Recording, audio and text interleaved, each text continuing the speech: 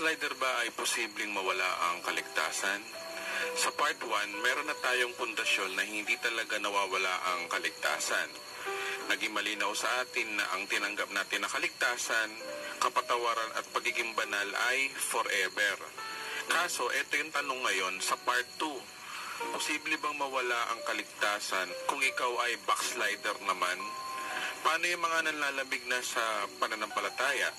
Totoo bang nawawala ang kaligtasan sa mga believers na nagbabackslide?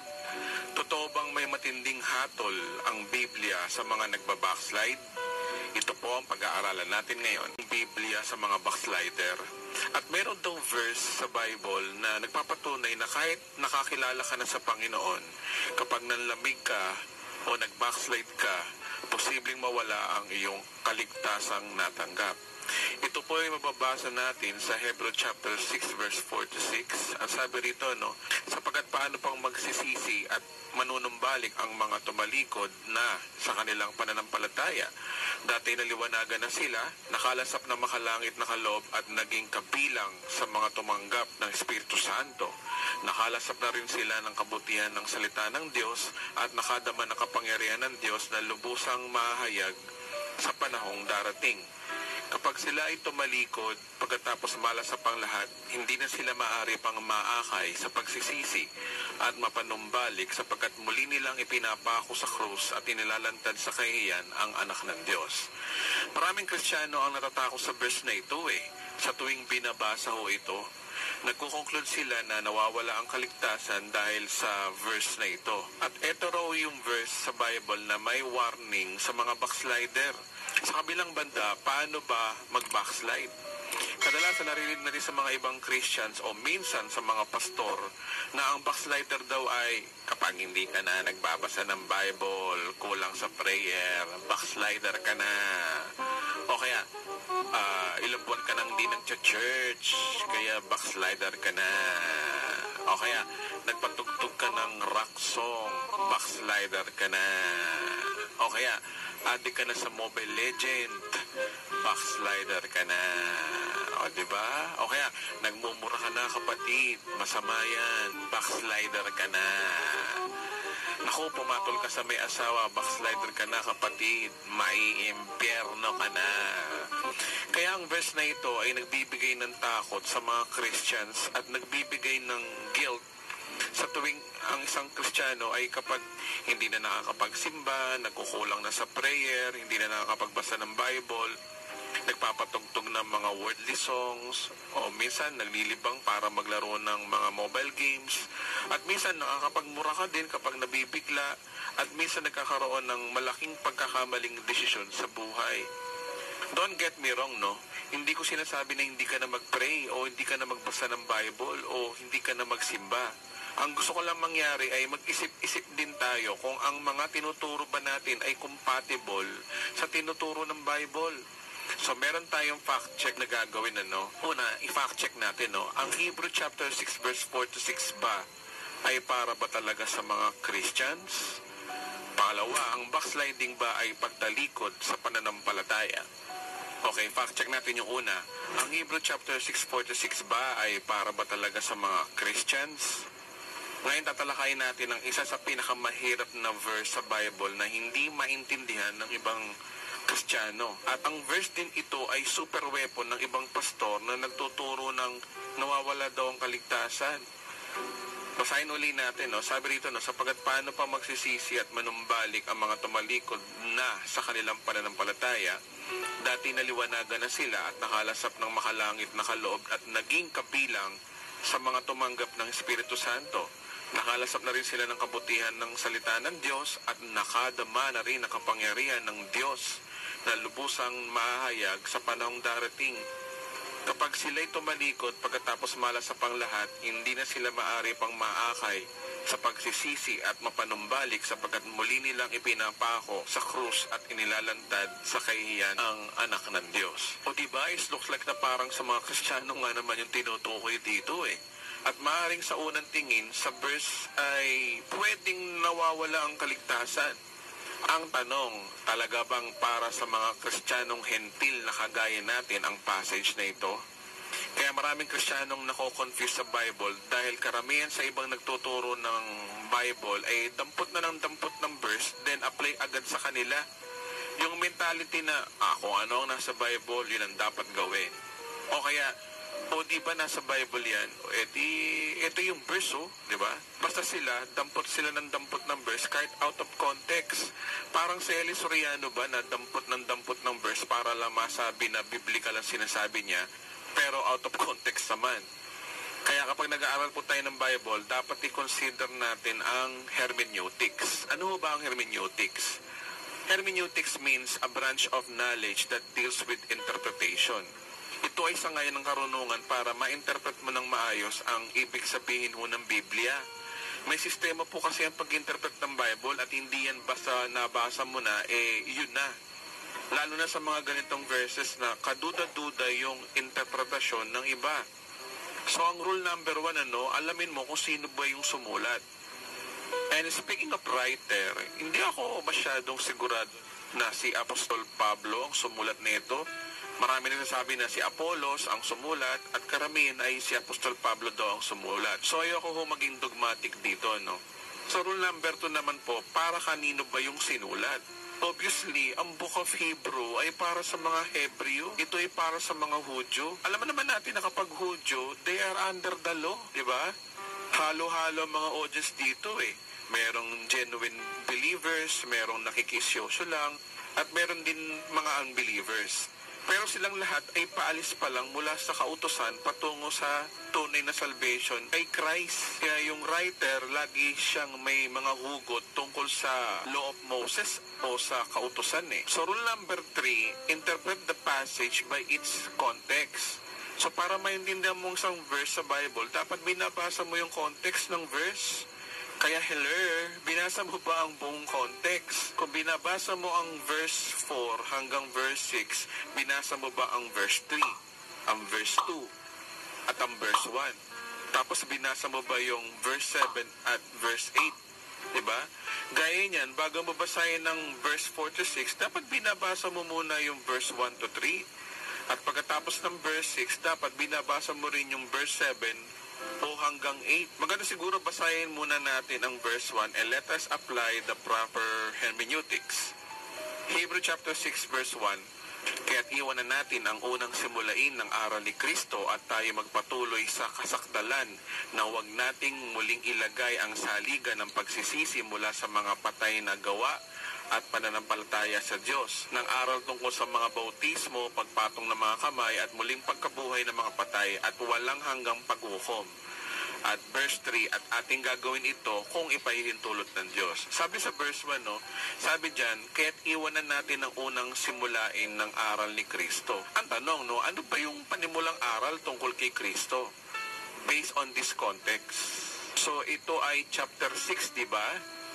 Anong chapters po ba bago mag-chapter 6? So, syempre, chapter 1, chapter 2, chapter 3, chapter 4, chapter 5, at bago itong chapter 6, di ba? Kung babasahin nyo mula chapter 1 hanggang chapter 5, si Kristo ay kinukumpara sa mga anghel. Tapos, kinukumpara din siya sa pinakapunong sardote. Si Jesus ay higit pa raw sa araw ng pamamahinga at si Jesus ay higit pa raw sa tabernakulo. So, mula chapter 1 hanggang chapter 5, pinapakita ng writer na ang katurang tungkol kay Kristo na alam nyo ay sobrang basic na.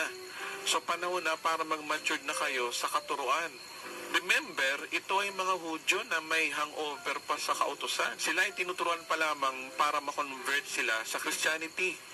Kaya kung babasahin nyo ang chapter 5 verse 11 to 12 na bago mag chapter 6, ito yung sinasabi Verse 11 ng chapter 5. Marami pa kami masasabi tungkol sa mga bagay nito, ngunit mahirap ipaliwanag sa inyo sapagkat napakabagal ninyong umunawa.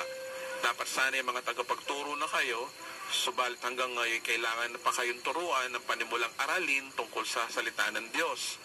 Dapat sana'y kumakain na kayo ng matigas na pagkain, ngunit hanggang ngayon, gatas pa lamang ang inyong kaya.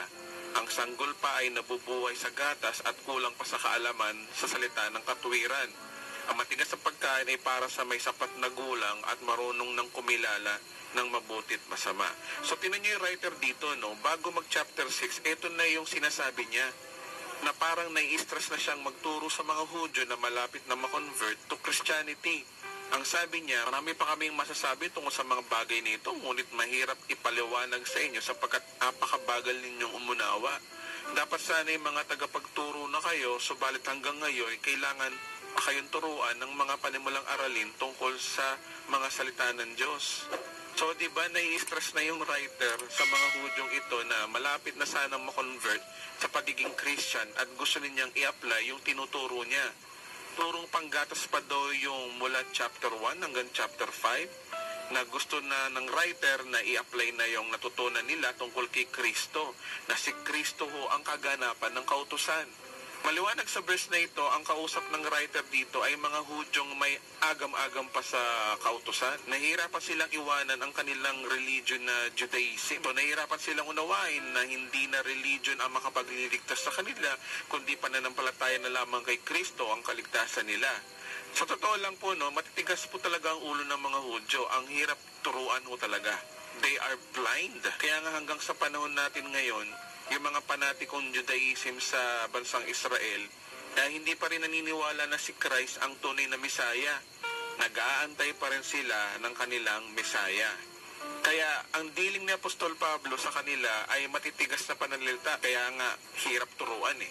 Ngayon, dito napapasok yung chapter 6 verse 1. Kaya iwan na natin ang mga panimulang aralin tungkol kay Kristo at magpatuloy na tayo sa mga araling para sa mga may sapat na pangunawa na.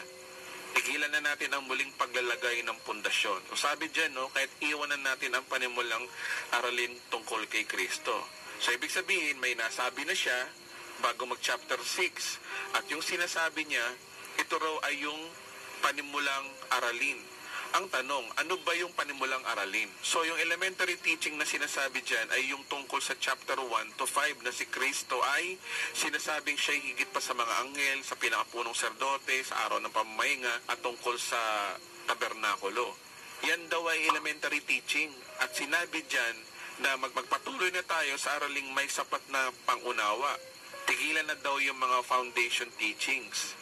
Dito sinasabi ni Apostol Pablo na mag-move on na tayo, i-apply na natin ng kaligtasan. Panahon na para maligtas kayo at umalis na kayo sa kautusan. So sa verse na ito, no, makikita nyo yung tension na binabraso na ni Apostol Pablo na mag-move on na ang mga Hudyo mula sa lumang tipan patungo sa bagong tipan. Kasi ang mensahe ni Apostol Pablo dyan na bakit bumabalik pa rin kayo sa kautusan? Ang kautusan ay anino lamang ng darating. Ito ay walang iba kundi si Kristo.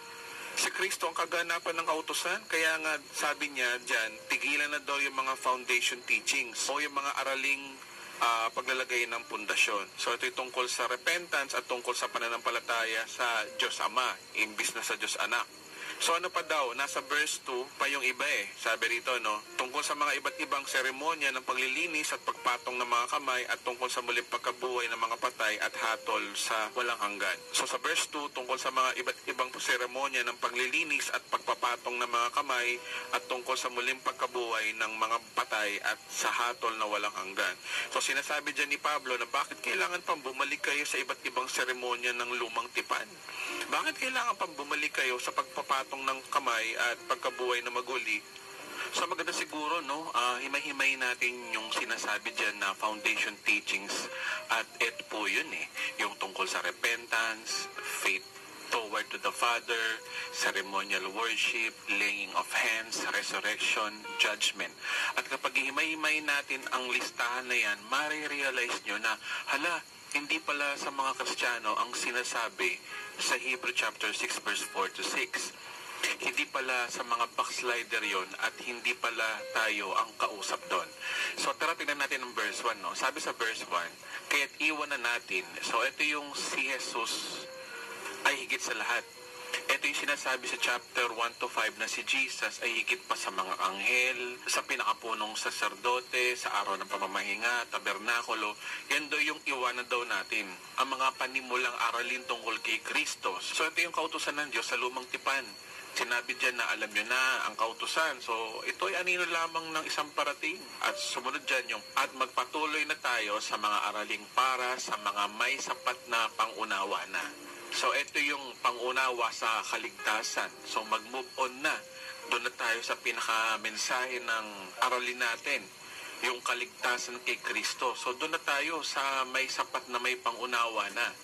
So sumunod dyan, tigilan na natin ang muling paglalagay ng pundasyon. So wag na tayo manatili doon sa pundasyon. Ito yung kautusan. Wag nang bumalik sa pagkukumpara kay Jesus at sa mga anghel, sa saserdote, sa araw ng pamamahinga. Ayon sa chapter 1 hanggang chapter 5. So pinag-aralan na natin yan, sabi doon. Dapat sana ay kumakain na kayo ng matigas na pagkain. Itigil na yung katuroang panggatas pa lang. So tama na yung mga turong yan. Di ba? Sumunod, tungkol sa pagtalikod sa mga gawang walang kabuluhan. So, ito yung kautusan tungkol sa paglilinis ng kautusan. Ito yung babalik sa works hindi na tayo babalik sa ginagawa natin ng kautusan tungkol sa paggawa ng mabuti para maligtas. Hindi na tayo babalik muli sa mga seremonya. Hindi na tayo babalik doon. Okay? So, sumunod doon, at tungkol sa pananampalataya sa Diyos. So, pananampalataya sa Diyos Ama, hindi pananampalataya kay Jesus. So, hindi na tayo babalik sa turo ng pagkakilala sa Ama at pagkakilala sa Anak. So, tapos na tayo dyan. So, tapos na tayo sa sinasabi ng kautusan tungkol sa pananampalataya sa Diyos Ama. At sabi sa verse 2, tungkol sa iba't ibang seremonya ng paglilinis. So, hindi ito yung bautismo, kundi ito yung seremonya ng paglilinis sa Levitico. Remember, Hudyo kausap dito. Kaya, ang pagtungkol sa paglilinis ay tungkol sa paglilinis sa Levitico. Ito yung kapag nagkakasala ka sa ilalim ng kautusan, ito yung gagawin mo. Kapag nagkasala ka, ito yung gagawin mo. Magpatay ka ng tupa para luminis ka. At sinasabi din dyan na tapos na tayo dyan kasi meron na tayong tagalinis ng ating kasalanan at nandito na si Jesus. Siya na ang kordero ng Diyos. Diba? Ang sumunod dyan, at pagpapatong ng mga kamay. So, ito yung paglipat ng kasalanan sa iyong mga inihandog. Ito po yung punong saserdote na kada taon, yung mga hayop na hinahandog ng mga Israelita, pinapatong ang kamay ng punong saserdote sa hayop para ma-transfer doon ang kasalanan ng naghandog at ang kanyang pamilya sa loob ng isang tao. At ito ay naglalarawan din ng parating na kordero ng Diyos na nag-aalis ng kasalanan ng sanlibutan. So sabi dyan, hindi na tayo babalik doon. Wala na tayo doon sa kautusan. Si Jesus na ang ating kordero, so bakit pa tayo babalik sa pagpatay ng tupa? At sinabi din dyan, at tungkol sa muling pagkabuhay ng mga patay at hatol na walang hanggan. So ito yung mga pariseyong hindi naniniwala sa pagbuhay ng mga patay at sa mga walang hanggang kaparusang darating. So stop na yung paliwanag doon. Doon na tayo. At sabi sa verse 3, move on, magpatuloy na tayo at iyan ang gagawin namin kung loloobin ng Diyos. Sa madaling salita, sinabi ni Apostol Pablo dyan na mula verse 1 hanggang verse 3, tigilan na natin ang paulit-ulit na paliwanag tungkol sa pag-aalis natin sa kautusan patungo sa pagkakilala ninyo kay Kristo. So those are elementary teachings. Panahon na para i-apply nyo na kung paano kayo maligtas. Panahon na para makonvert na kayo mula sa kautusan. Ngayon pagdating ng verse 4 hanggang verse 6, ito na yung controversial na verse. Ito ay babala o warning na sa mga Hudyong naturuan na tungkol kay Kristo, pero mas pinili nilang talikuran ang natutunan nila at bumalik na lang sa kautusan. So again, ang verse 4 to 6 ay babala o warning sa mga Hudyo na naturuan na tungkol kay Kristo, pero mas pinili nilang talikuran ang natutunan nila at bumalik na lang sa kautusan. So ngayon basahin natin ang controversial verse.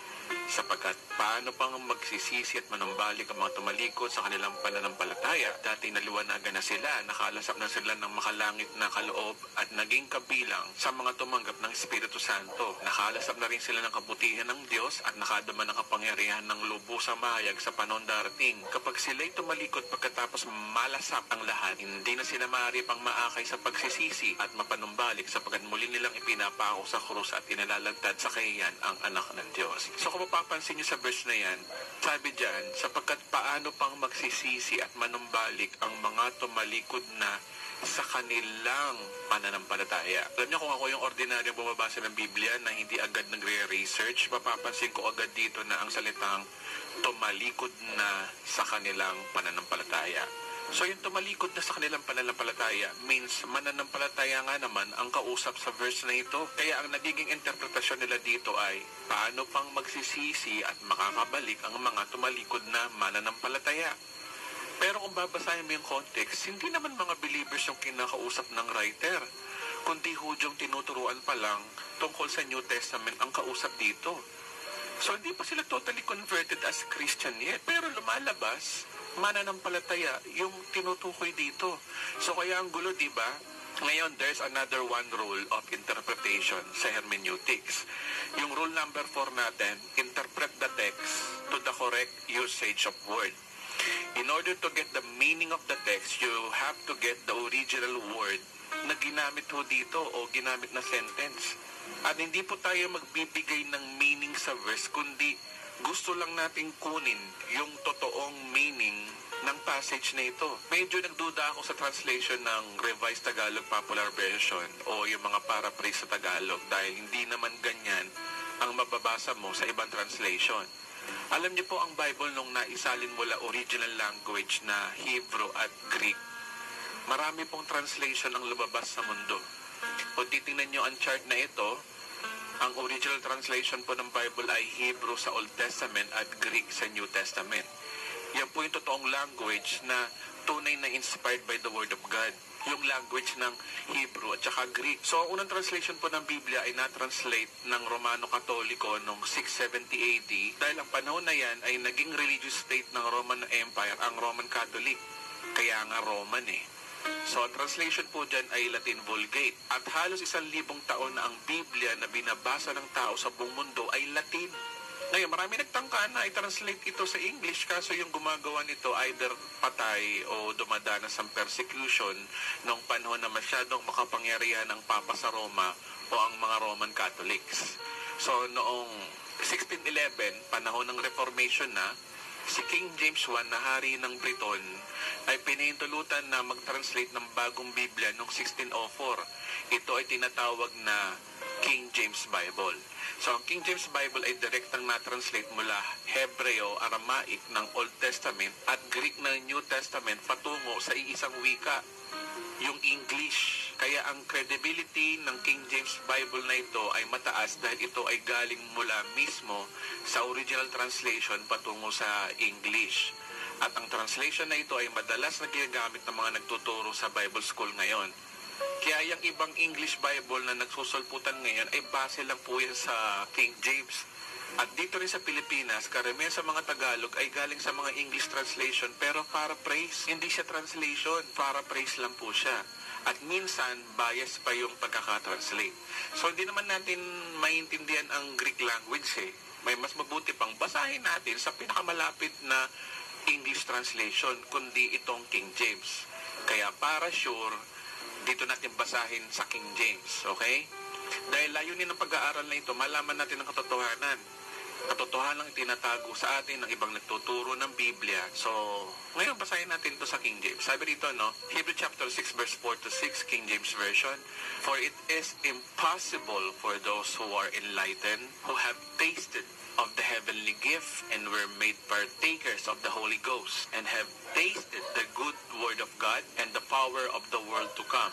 If they shall fall away, to renew them again unto repentance, seeing they crucify to themselves the Son of God afresh and put him an open shame.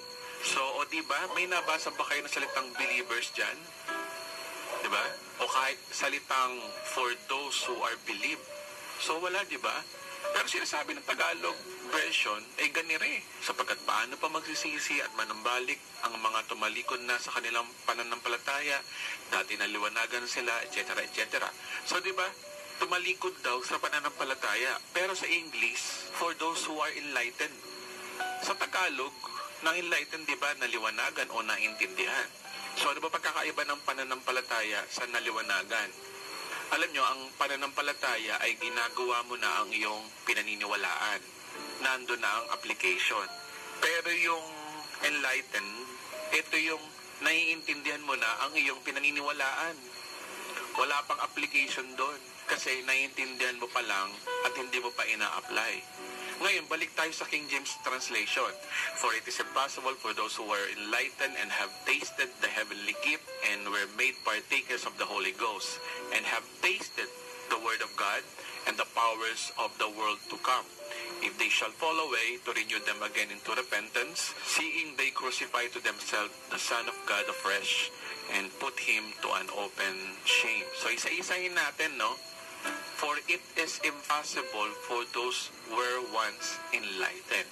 So specifically, sila yung mga taong na-inform na, napaliwanagan na, pero hindi pa ina-apply.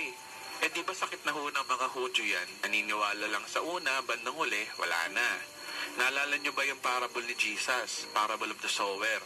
Nagkasik ng buto sa tabing daan, sa damuhan, sa babatong lupa at matabang lupa. Di ba yung hinasik sa tabing daan? Sa una lang naniwala sa salita ng Diyos, pero boom, wala na, bandang huli, na, di ba? So sino kausap ni Jesus doon? Mga Hudyo, kasi mga Hudyo ay sadyang hanggang paniniwala lamang at wala sa gawa.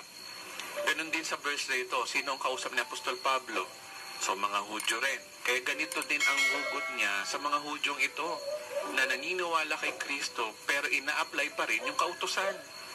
Naliwanagan din sila tungkol kay Kristo pero gusto pa rin bumalik sa kautusan. So sabi rito, no, and have tasted the heavenly gift and were made partakers of the Holy Ghost. Remember, tasting is temporary. Natikman mo lang. Iba yung pumasok ka sa natikman mo lang, di ba? Sa madaling salita, nasaksihan nila yung kapangyarihan ng banal na Espiritu. Nakita nila kung paano pinagaling ng mga apostol ang mga may sakit. Nakita nila kung paano nabuhay ang mga patay.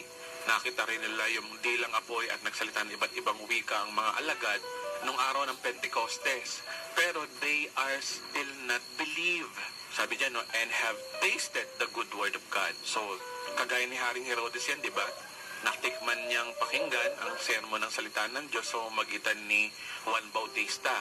Pero hindi pa rin naligtas dahil nakinig lang pero hindi na-apply. And the powers of the world to come. So sila yung mga taong nakaranas ng kapangyarihan ng Diyos sa magitan ng kapangyarihan magsalita ng mga mangangaral, nag-perform ng miracles. So ito yung nagpagaling si Jesus sa mga pilay, bulag, kitongin, mga bumuhay sila ng patay, pero hindi pa rin naniwala.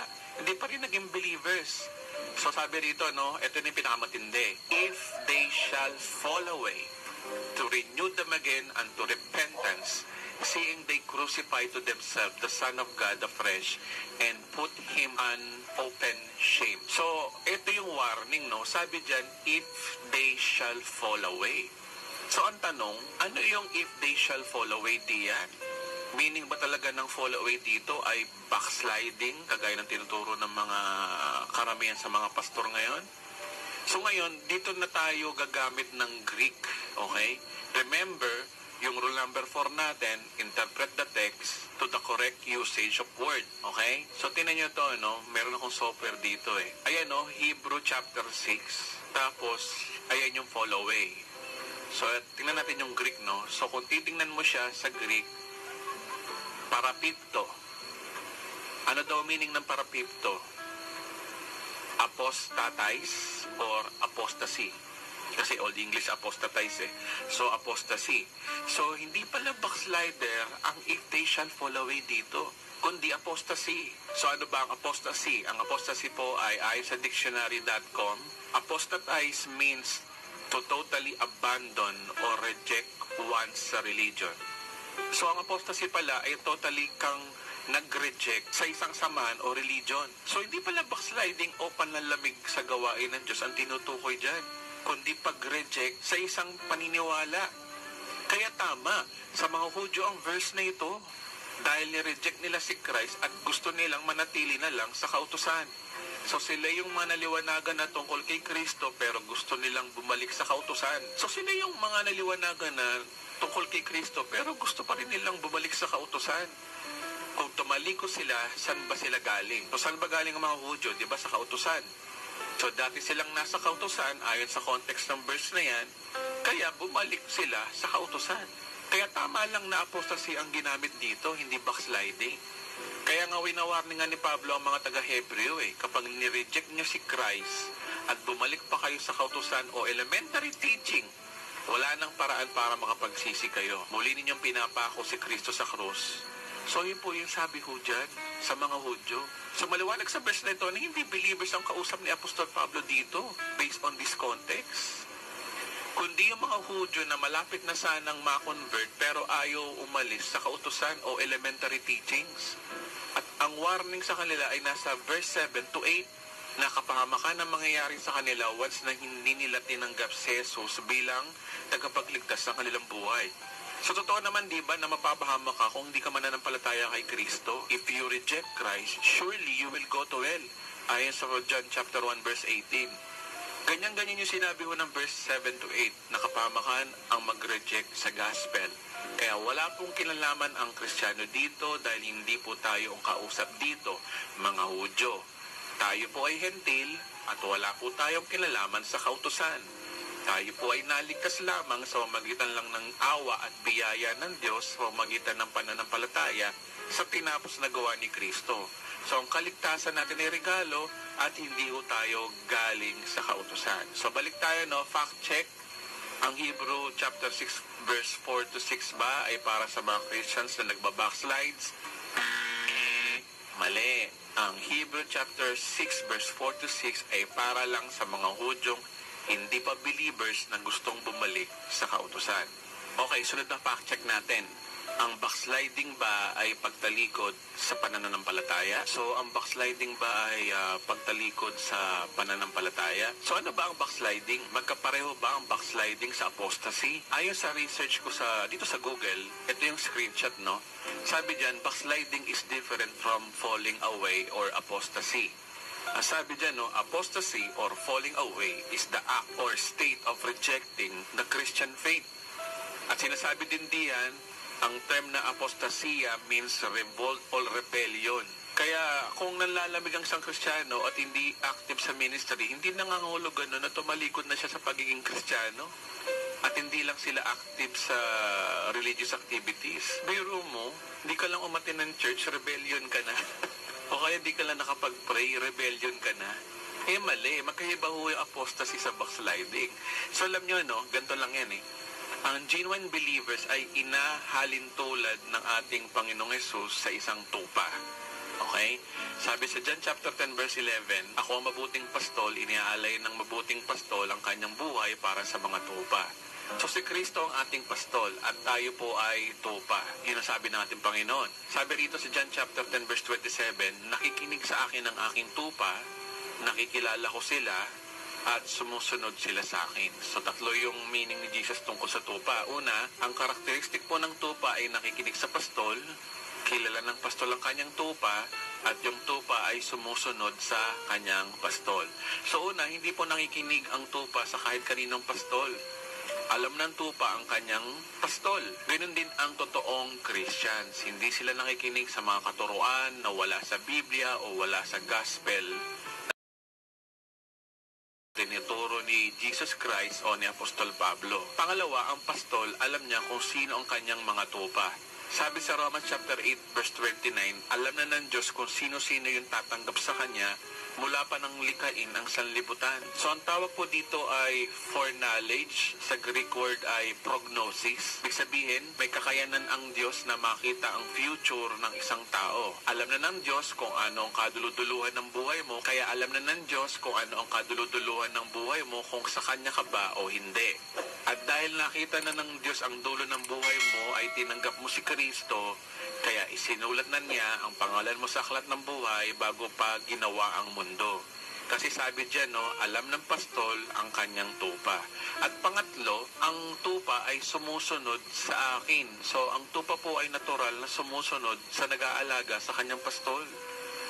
Kung ang aso ay natural na kumakahol, ang ibon ay natural na lumilipad, natural talaga sa tupa ang sumusunod. Kaya inahalin tulad ni Jesus ang isang genuine believer sa isang tupa dahil natural sa tunay na believer ang sumusunod sa Diyos. Hindi na kailangan turuan pang sumunod sa Diyos ang isang tunay na Kristiyano dahil ang tunay na Kristiyano, natural. Okay, natural lang sa kanyang sumunod sa Diyos. Natural lang sa kanya mag-pray, mag-church, magbasa ng Bible, gumawa ng mabuti, at hindi na masyadong interesado sa mga bagay na sanlibutan. Hindi na siya kailangan sermonan na dapat mag-pray ka, dapat manalangin ka, dapat gato gawin mo. Para sa mga kambing lang yon. Pero ang tupa, hindi mo na kailangan turuan. Kusa yun. Okay? Kaya ang totoong Kristiyano, kaya umiiwas sa kasalanan, hindi dahil takot sa mapunta sa impyerno. Ayaw niya magkasala dahil nahihiya siya sa Diyos na gumawa ng kasalanan. Naging mabuti ang Diyos sa kanya, kaya nahihiya siyang gumawa ng kasalanan. Yan po ang tunay na believer na gaya ng tupa, natural na sumusunod. Hindi po ako naniniwala na ang totoong tumanggap kay Kristo ay itakwil si Kristo bandang huli. Hindi po ako naniniwala na ang totoong Christians ay magkocommit ng apostasy. Wala pong ganon. Baka peki yung Kristiyanong yun. Pwede mag-backslide at hindi mag-perform as a Christians, pero never pong itakwil ng isang tunay na Kristiyano si Kristo eh. Ang tupa ay natural na gumagawa ng mabuti. Natural na manalangin, natural na magbasa ng Bible, at natural na sumusunod sa Diyos. Hindi ba maaaring maligaw lang ang tupa? Kasi ang tupa kasi inosente eh. Diba? Again, kasi ang tupa po ay pwedeng maligaw. Pero kahit naligaw siya, tupa pa rin siya. Wala po akong nakitang totoong tupa na naligaw ay naging kambing. Wala po akong napanood sa internet na gano'n eh. Yung tupa, nung naligaw, naging kambing. Diba? Ang tupa kapag naligaw, tupa pa rin. Tupa siya dahil tinakda na siyang maging tupa. Ganon din ang isang Kristiyano. Meron talagang Kristiyano na minsan hindi nakaka-attend ng church dahil busy lang sa work. Pero hindi nangangahulog ganun na bumabalik siya sa pagiging unbeliever. Meron din namang Christian na nagkakamali lang ng desisyon sa buhay at hindi perpekto ang Christian. Pero tupa pa rin siya. Magkaiba po ang backsliding sa apostasy. Kasi ang backsliding ay nawala ka lang sa religious activity. Nawala ka lang sa mata ng pastor. Hindi ka lang nakaka-attend. Kaya tingin nila, backslider ka na. At ito pa, no? Natural din sa isang Kristiyano na minsan nagbabackslide. Yun po yung tanggapin natin katotohanan. Minsan talaga nagbabackslide ang Christian. Gaya ng isang tupa, minsan naliligaw din. Kaya nga may nagpapastol dahil ang tupa ang pinaka-inosenteng hayop sa buong mundo. Pero ang apostasy po ay tinakwil mo na si Kristo. At imposibleng totoong tumanggap kay Kristo ay itakwil si Kristo. Kung meron man, hindi po yung totoong Christian. Ang believer pa rin ho yun. So, balik tayo sa fact check, no? Ang backsliding ba ay pagtalikod sa pananampalataya? So, mali po. Ang backslider ay hindi lang nag-perform bilang Christian. Kaya kung nagpa-backslide ka, hindi ka lang nag-perform. At minsan, baka sa mata lang ng mga tao sa simbahan, kaya ka nagmumukhang backslider. Pero God really knows our heart. Tayo ay tupa pa rin. Naligaw nga lang. Kung ang isang Kristiyano ay itinakwil si Kristo, hindi po yun Kristiyano. Sa mata lang po ng tao yun ay Kristiyano, pero sa mata ng Diyos, unbeliever pa po yun at kailangan pa rin silang isoluin para maging tunay na mananampalataya. Wala pong totoong Kristiyano na itinatakwil si Kristo. Kung meron mang pwedeng itakwil si Kristo, ito ay walang iba kundi ang mga Hudyo. Kaya nga ang Hebreo chapter 6 verse 4 to 6 ay isinulat sa mga Hudyo at sa kanila tinutukoy yung apostasy o itakwil si Kristo. Kaya ang apostasy ay posible sa mga Hudyo at hindi sa tunay na Kristiyano. So ang big idea po natin dito sa buong pag-aaral natin dito is, una, magkaiba ang backslider sa apostasy. Pangalawa, natural sa Kristiyano ang minsan mag-backslide pero siya ay Kristiyano pa rin. Pangatlo, hindi tunay na Kristiyano ang nagko-commit ng apostasy o yung itakwil si Kristo. Ang apat, huwag masyadong magtitiwala sa mga Tagalog paraphrase translation. Huwag mo na basta-basta dadampot ng verse nang hindi inaalam ang context. So abangan po natin yung part 3 na nawawala ba ang kaligtasan. Kasi marami po nagtatanong nito sa akin sa comment sections kung may nakahanda na po tayong content sa tanong na ito. Kung ang pananampalataya lang ang makapagliligtas sa iyo at hindi gawa, ano yung sinasabi ni Santiago na pananampalatayang walang gawa ay patay? So, sasagutin na po natin yung faith without action is dead. Totoo bang kinokontra ni James si Apostol Pablo? Please, yan po yung sasagutin natin sa part 3. Total kapatid, nakabot ka na sa dulo ng video nito. Mangyari sana na mag-subscribe ka na at hit ang notification bell para ma-notify ka agad sa susunod kong video. Just watch my channel and see the difference.